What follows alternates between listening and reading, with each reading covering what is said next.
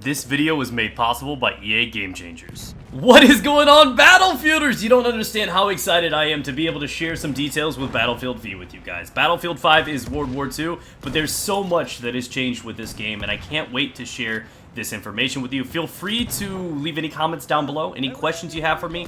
I'm going to pick them out, I'm going to answer them if possible, and keep in mind that all of this is subject to change. None of this is permanent. They're still working on the game, and it's definitely a work in progress, and I'm just happy to finally be able to share this with you guys. It's just like I've been holding in this crazy info fart for the longest, and now I can let it go. Let's start with the basics first. What we do know is there will be a beta. Do we have a time and a date set yet? No, we do not. What we do know is when the trial happens and what two versions of the game will be accessible to the public.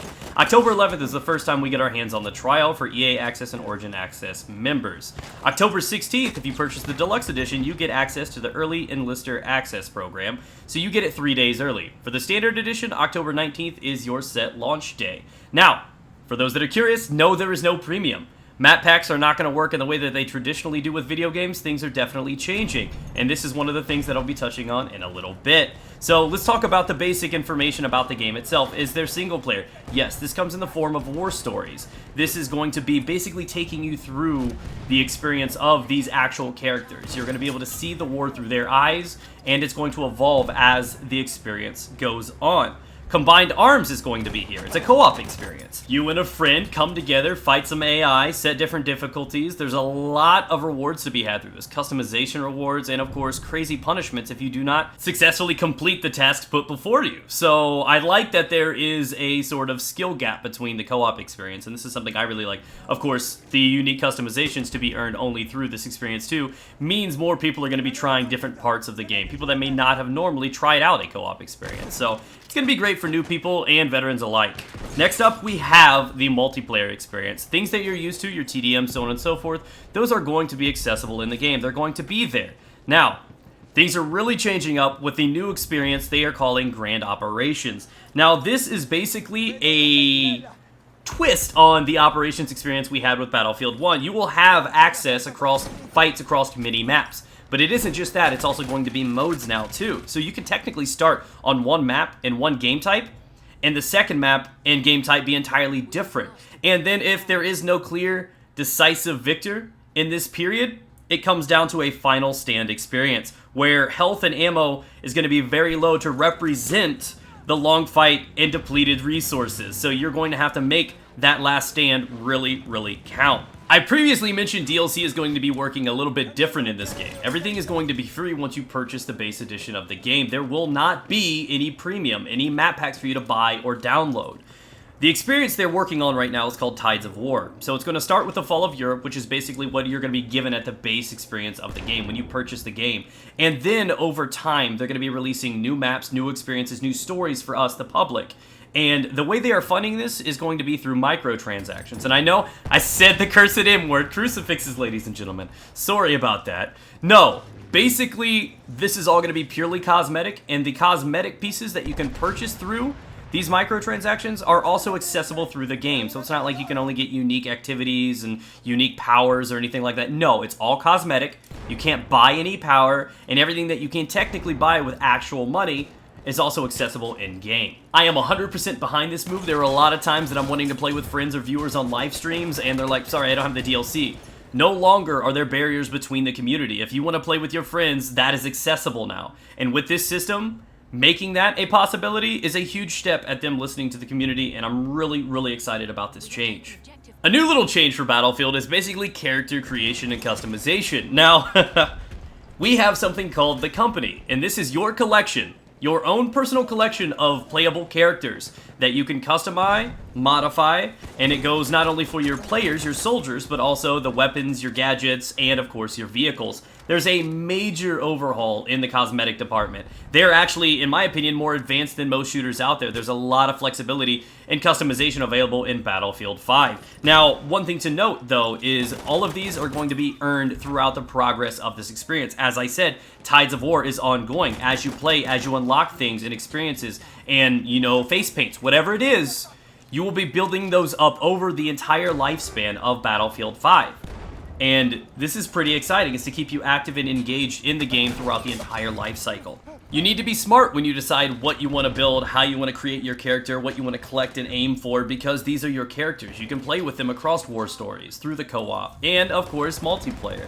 And it's basically a way to show your dedication to the series, for you to rank up and unlock these really cool things to show what you've accomplished throughout your journey through Battlefield 5. So moving on over to base gameplay changes, things that we're looking forward to, and how customization works now. Now what we do know is there is a lot of flexibility with customization, not only for players, your soldiers, but also the guns and the vehicles as well. We have things ranging from like how I believe the arms work, your helmets, your face paints, and all of this. So there's a lot of flexibility in what parts of your character you can actually alter and change for your own personal flair.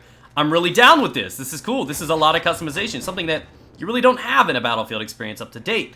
Now, another thing that you can change is also various different parts of the vehicle. So for example, if I wanted to slap a camo on the tank, that's just the base foundation. That's the bottom layer. Above that, you can start putting on tree branches for additional camouflage, boxes, and customize it in your own way. Again, giving you your own personal identity with how you want to play. There's various different areas of the plane that you can alter and edit to be to your liking. You could be a man or a woman. Ha! Let's go! So, the customization level is going much higher, and with the Tides of War system they have in play, it kind of, in my way, I'm interpreting as a sort of seasonal experience. So every few months they're going to release a new set of objectives and missions, which are going to give you access to new things to collect, more customization options, more face paint, so on and so forth. And as the game gets older and older and the war evolves and you are taken to new places, you are probably going to adopt some of the behaviors, some of the face paints, and things of that time and of that area. And I'm really excited to see what kinds of things we can collect, again, over the time that we've played. Some of them are going to be harder, that are going to be worth showing off when you kill a person. They're going to see, damn, he's got that unique face paint. He's looking good. I'm not going to mess with that guy no more. Now, for base game changes, some of these are pretty interesting, and I'm really excited to see where these go. I am pretty happy with the outcome and the decision they've taken with these, because I feel like Battlefield 1 was a step backwards in terms of engagement and what types of characters and classes you played. I mean, you didn't really need a repair guy for armor anymore. I feel like teamwork wasn't as important back in Battlefield 1, and they are actually really amplifying the need for a proper comp, a proper team comp, and what you need. You need a nice, healthy balance between characters. So what we're looking at right here is they're replacing the gas mask with the ability to fortify. And this is exactly what it sounds like. You can go into areas that are pretty much weakened via the battle, and you can build up on them. Sandbags, build walls, and protect, mount MGs, things like this. And this is huge because you're able to alter the actual landscape. You're able to alter and reinforce objectives. And this is really interesting because one little perk of this is if you do in fact fortify an objective, it also offers up a resupply station. Things like this are really cool changes to what happens to the game. So also a smart incentive for you to get involved with the actual area itself, the map itself. And another thing to note is that everybody is capable of fortifying. As it does replace the gas mask, anyone can do it. But supports do it better. They do it faster. So it's one of those things that is really going to mean, hey, if this is the kind of map that we really need to lock down the B objective, you're going to want a couple supports taking control of that area and just reinforcing it. Now, another change, and I'm not sure how many of you guys are going to feel about it, but this is not unheard of in the gaming world, especially in FPS, but we're looking at the revive system is now accessible for everyone.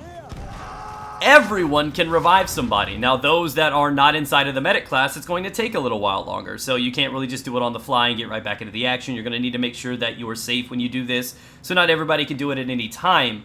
But the medics, of course, do it faster. Again, another need for that role. They don't lose their importance, but they're more valuable than ever. I don't have any information to give you regarding the Assault class or the Scout as of right now. That's just what I know for those two individual classes. So I'm sure they're going to have something in there to rival that importance, that need to have them there. And I'm curious to see where that one goes. What I do know, though, is another interesting, I guess, approach they had to grenade spam and other portions of the game is that scavenging off of dead bodies is now going to be a thing. I also think this is a two-part fix for a few different reasons. For one, if you're scavenging off bodies, it means you need to be mobile. You need to be looking around for resources that you need, which means hopefully it's a deterrent for camping, which is always a great thing. But ultimately, this is to avoid grenade spam. For example, you are supposed to spawn in with limited resources, and that means you need to keep moving out to find and pick off the dead bodies, ammo, grenades, health, so on and so forth. That way people just aren't spawning with grenades and throwing them all the time. If you want to acquire some grenades, you may have to kill a guy or find dead bodies and pick them clean, and then maybe you are resupplied with a grenade. And I'm really cool with this change. I like this. It means it's more about the player and how you control the engagements versus just leading with spam every dang time. I like this play. Again, we know they're working on suppression. This is pretty cool. We don't know if it's going to change or how it's changing. We just know they're taking a look at it, so that's exciting news, because that's the #1 issue that I have with the franchise. Some people disagree, but that's the thing that I want to see changing. Maybe just a little bit of blur or something. But again, let me know down below. What is your favorite change? What are you looking forward to most with Battlefield V? And leave it down in the comment section. I encourage you to subscribe. I'm going to give you guys more details and more information as it comes out to us, the content creators, and try my best to keep you up to date with this information. Swing by a live stream. I stream Battlefield every day. Whether or not you want to come participate, play, or ask me some questions regarding Battlefield 5, I'll be your Rick Astley. It's all good, guys. So you know where I am. You know where to find me. Again, thanks for your time. I appreciate you. I'm excited for the future of this game, and I can't wait to share the Battlefield with you.